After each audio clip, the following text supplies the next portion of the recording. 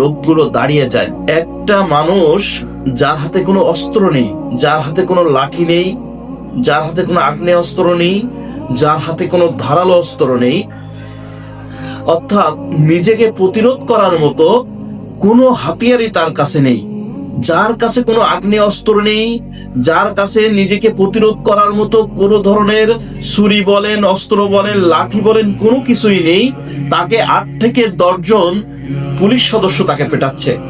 একটাবার চিন্তা করুন তো।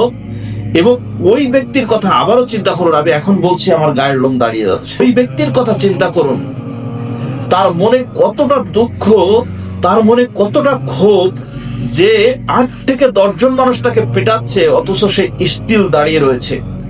একটাবার তো চিন্তা করুন, দেখুন গায়ের লোমগুলো দাঁড়িয়ে যাচ্ছে। 8 থেকে 10 জন মানুষ তাকে পেটাচ্ছে, অথচ তার মনে কতটা ক্ষোভ, কতটা আক্ষেপ, দীর্ঘদিন বিচার না পাওয়ার যে বেদনা তাকে ক্ষত বিক্ষত করেছে, যখন তার গায়ে 8 থেকে 10 জন মানুষ তাকে চারিদিক থেকে ঘিরে তাকে যে অমানুষের মতো পেটাচ্ছে, এই ব্যক্তি নিস্তব্ধ নিথর হয়ে দাঁড়িয়ে রয়েছে। অথচ এই ব্যক্তির কাছে কোনো ধরনের কোনো ধারালো অস্ত্র ছিল না, কোনো আগ্নেয় অস্ত্র ছিল না, কোনো নাশকতাকারী কোনো বস্তু তার কাছে ছিল না, অথচ বিনা অপরাধে একটা মানুষকে 8 থেকে 10 জন পিটাচ্ছে। এবং ওই মানুষটার হৃদয়ে কতটা ক্ষোভ জমেছে, ওই মানুষটা বিচারের জন্য কতটা পাগল হয়েছে যে সে নিস্তব্ধ নিথর হয়ে দাঁড়িয়ে রয়েছে। একটাবার অন্তত চিন্তা করুন, একটাবার একটু গভীর মনোযোগ দিয়ে ভাবুন, যে সকল পুলিশ সদস্যরা তাকে পিটিয়েছেন তারা একটাবার অন্তত ভাবুন, একটাবার একটু হৃদয় দিয়ে কলিজা দিয়ে ভাবুন যে যাকে আপনারা পিটিয়েছেন ওই মানুষটার ভিতরে কতটা বিচার না পাওয়ার ক্ষোভ।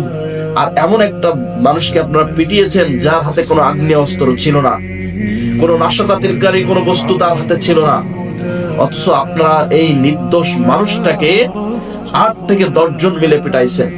একটাবার চিন্তা করুন, সে নিস্তব্ধ নিথর হয়ে দাঁড়িয়ে গিয়েছিল যখন আপনারা তার গায়ে লাঠির আঘাত করেছেন। আপনারা যখন তার গায়ে লাঠির আঘাত করেছেন তখন সে নিস্তব্ধ নিথর হয়ে দাঁড়িয়ে গিয়েছে। আসলে তার বলার ভাষা নেই। সে নিস্তব্ধ হয়েছে এই কারণে যে এদেশে বিচার চাইতে গিয়ে মায়ের খাইতে হয়, এটা হয়তো সে কখনো কল্পনা করেনি। যখনই তার গায়ে প্রথম আঘাতটা এসেছে বিচার চেয়ে না পাওয়ার কারণে, তখনই সে নিস্তব্ধ নিথর হয়ে গিয়ে সে কখনো এটা কল্পনা করেনি। একটাবার অন্তত ভেবে দেখুন।